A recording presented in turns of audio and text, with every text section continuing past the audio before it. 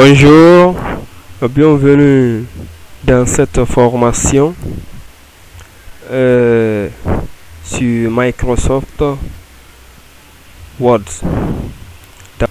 Pour cela, il faut chercher Microsoft Word. Pour moi, je l'ai ici épinglé à ma barre de tâches. Donc, vous le lancer, vous double-cliquez sur l'icône Microsoft Word.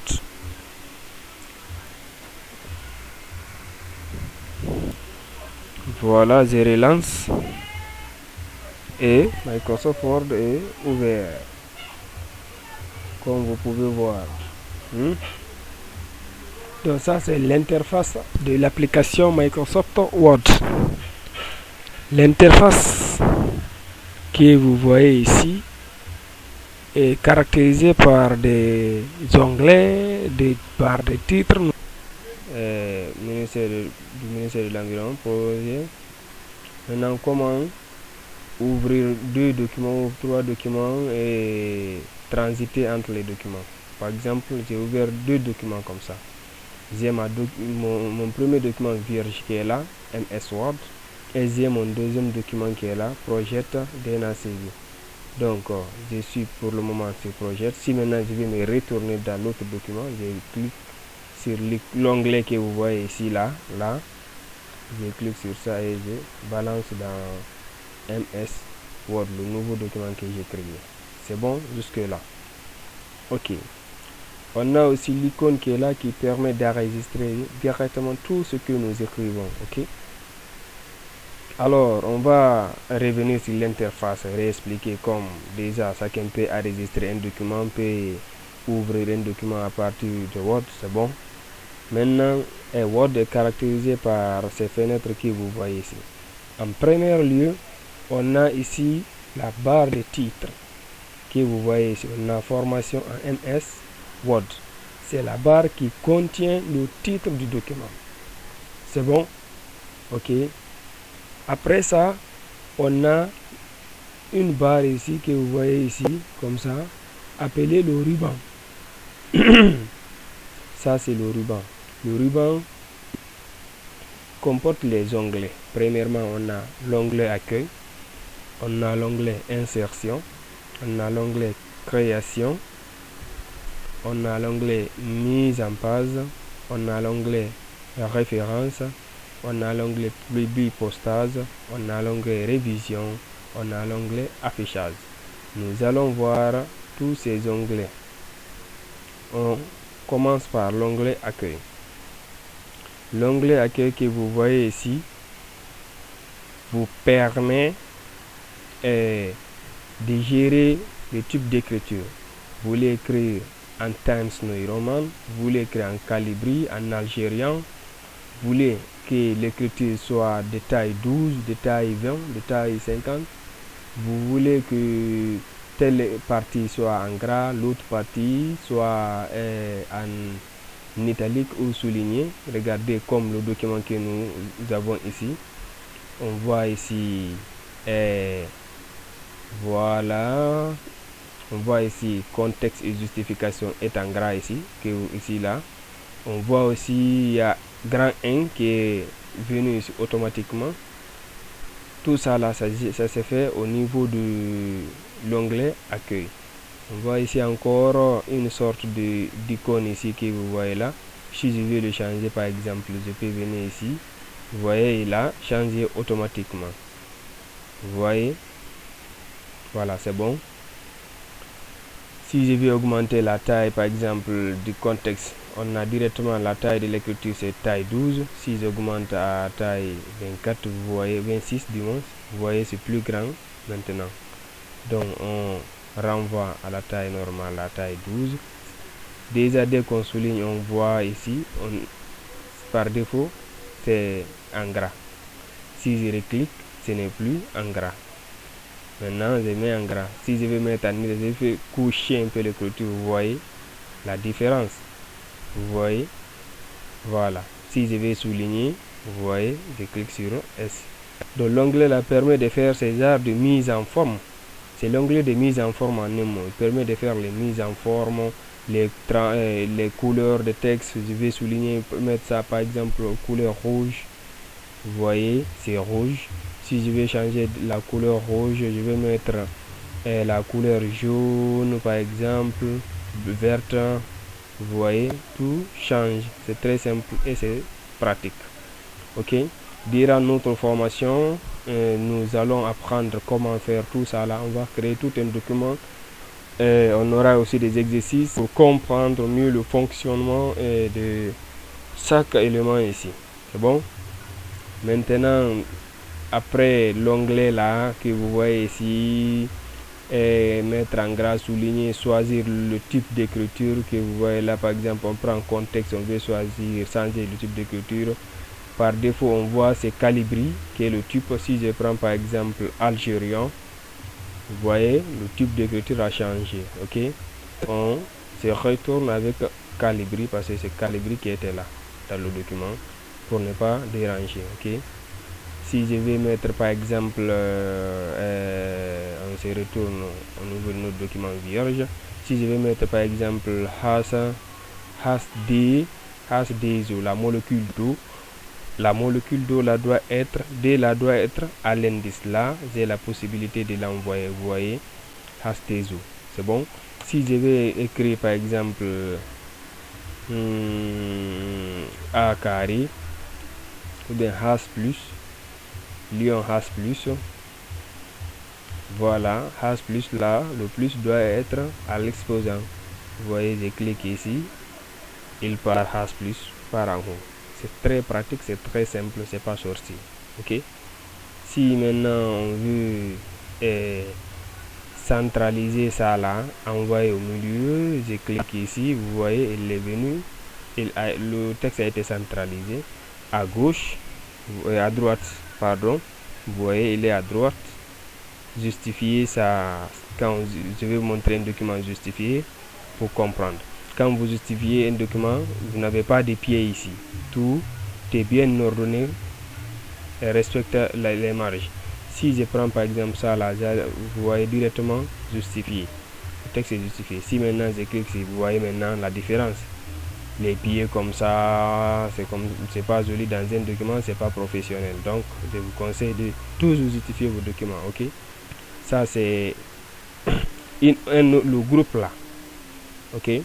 Après groupe mettre en gras et autres là, choisir les types d'écriture et autres, on a le groupe on a comment changer la couleur. Donc en un mot, on va pas expliquer les détails ici, tous les détails ici du moins, mais nous allons expliquer on fait un survol simple.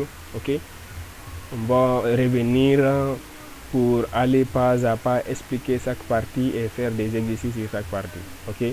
Deuxièmement, on a l'onglet insertion. L'onglet insertion, l'onglet accueil permet de faire les mises en format et autres. Ok. Maintenant, l'onglet insertion permet d'insérer, comme son nom l'indique, permet d'insérer des choses dans notre document. Par exemple, on peut insérer un tableau, on peut insérer une image, on peut insérer une image à partir du web, on peut insérer une forme, on peut insérer un smart lock. Nous allons voir des exercices sur chaque partie. On peut insérer un graphique, on peut insérer, faire une capture d'écran, on peut tout ça là, insérer une vidéo en ligne, des tunnels, des en-têtes, des pieds de page, des numéros de page. Ok. Des équations, des symboles, tout ça là c'est faisable. Vous avez mon document ici, page 2 sur 2. Ça je le fais à partir des numéros de page ici que vous voyez là, numéro de page. Ok. Voilà, nous allons voir tout ça là en détail. Si je vais insérer une image ou bien une forme, tout ça là, je vais dessiner un tableau. On va voir tout ça là, comment insérer une page vierge, comment faire la page de garde. Nous allons voir tout ça là, Inch'Allah. Après l'onglet insertion maintenant, on va attaquer ici l'onglet création. L'onglet création que vous voyez là permet de faire les trames de fond les filigranes, changer la couleur de la page. Hein. Par exemple, je vais prendre la couleur de la page comme ça. Disons, je vais la couleur là, on va faire une couleur assez attrayante, c'est bon. Vous voyez, la couleur de toutes mes pages ont changé. Vous rencontrez souvent des documents comme ça, j'espère. Voilà, maintenant je vais revenir aucune couleur. C'est bon? Je suis là, ok. C'est par là aussi on va faire des filigranes, vous voyez, c'est comme ce que vous voyez ici, mettre notre nom pour signer le document, pour ne pas que quelqu'un d'autre s'approprie, vous voyez, par exemple, brouillon est en bas, j'annule ça d'abord. Ok, pour annuler le filigrane, je viens supprimer le filigrane. Si par exemple je vais mettre mon nom ou bien le nom de ma société dans un document pour montrer que c'est une propriété personnelle de moi, je viens ici, j'efface, disons je mets Alt-H.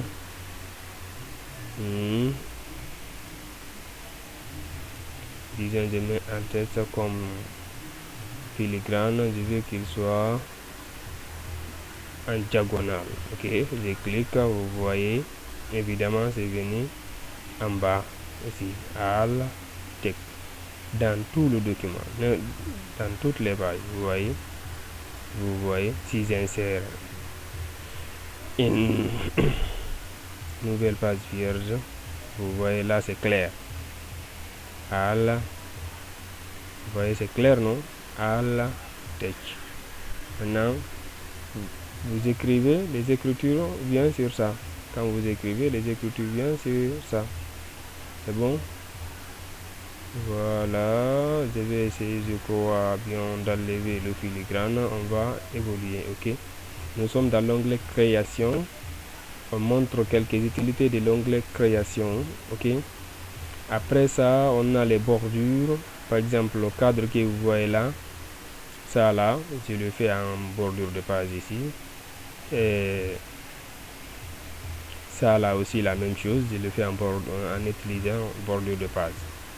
Ça aussi c'est l'importance ici de cet autre onglet. Ok, plus loin on a l'onglet mise en page.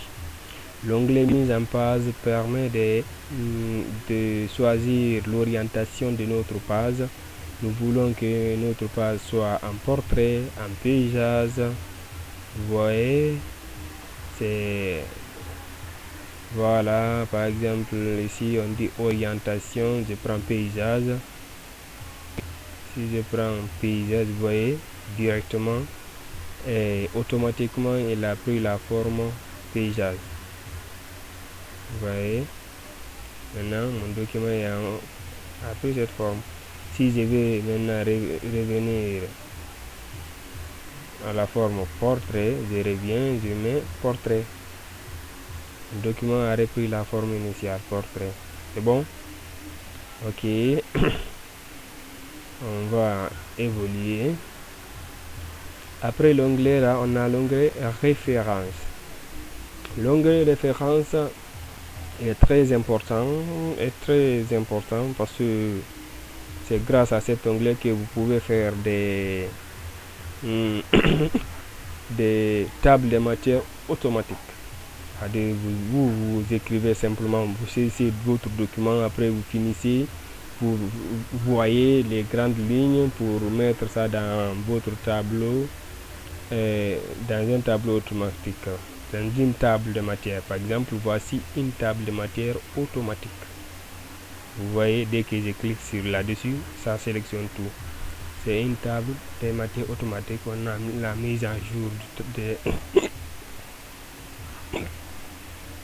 de la table, excusez-moi. Vous voyez, non? Voilà, on a grand 1, contexte et justification. Dans le document, on a grand 1, contexte et justification. On a domaine. Puis on a grand 2, objectif petit a, objectif général. Dans la table de matière, on a objectif qui se situe à la page 4, objectif général à la page 4, objectif spécifique à la page 4. On va vérifier si c'est ça. On a objectif ici, objectif général, objectif spécifique. C'est situé sur la même page. On va vérifier, ça c'est la page 4 que vous voyez là. C'est bon? C'est par là aussi qu'on va faire ici, insérer des tables d'illustration. C'est-à-dire on a des dessins, des tableaux, tout ça là. C'est par là on va voir comment les nommer de façon automatique. C'est bon? Ok. Puis on a l'onglet public postage.